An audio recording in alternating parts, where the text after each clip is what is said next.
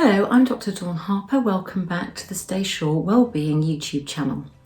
Stay Sure have conducted a survey. The results are available on the website staysure.co.uk. But one of the striking results for me was that 41% of us, quite understandably, are not planning a foreign holiday this year. Google say that there has been an 800% increase in searches for staycation UK. So with so many of us planning a holiday closer to home this year, what else do we need to consider? Well, the first thing to think about is where you live. If you are in an area that is under regional lockdown at the moment, I'm afraid you cannot leave that area until that lockdown is eased. But what you can do is spend some time planning that long-awaited holiday. So the first thing to think about is where you want to go. I think it's fair to say that popular destinations are going to be even busier this year. So if you're somebody, for example, who's been shielding or has a medical condition that puts you at increased risk of COVID, you might want to think about somewhere a little more off the beaten track. You'll also need to plan what you're going to do on holiday, probably a little bit more like a military exercise. A lot of pubs, for example, even if you just want to pop in for a drink, will require you to book ahead by telephone so that they can allocate you a table. So you're going to need to think about all the things that you want to do and book ahead. Please, if you change your mind, do cancel them, as there's a huge pressure on places in things like pubs and restaurants.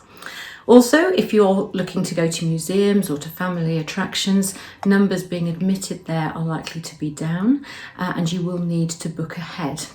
Also, I would make sure that you know their own rules. So generally speaking, in public places in England, for example, adults and children over 11 are required to wear a face covering, whereas in public places in Scotland, it's children over 5.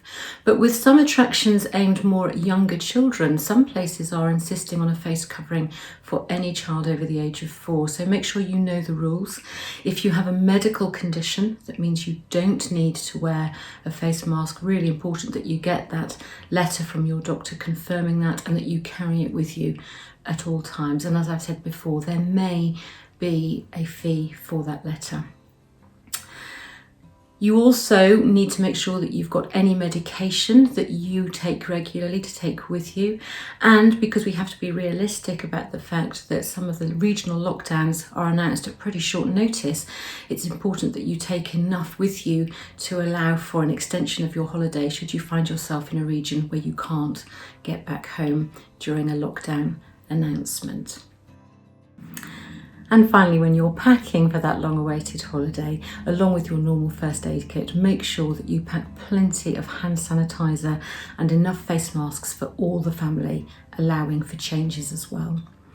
And I guess one last word of warning, check your insurance. Of course, your medical needs will be covered anywhere in the UK by the NHS, and you can see a GP away from home as a temporary resident. So you don't have to re-register with a new surgery. You simply go to the practice or phone the practice in these times and ask if you can speak to or see a doctor as a temporary resident, and they will look after your medical needs. But cancellations, unfortunately, can happen, so make sure that you're covered for that. And it just remains for me to say, look, I hope you have a lovely holiday. I think we all deserve one this year. It's going to take a lot more planning, but planning that's worthwhile doing. Enjoy your holiday, and I'll speak to you soon.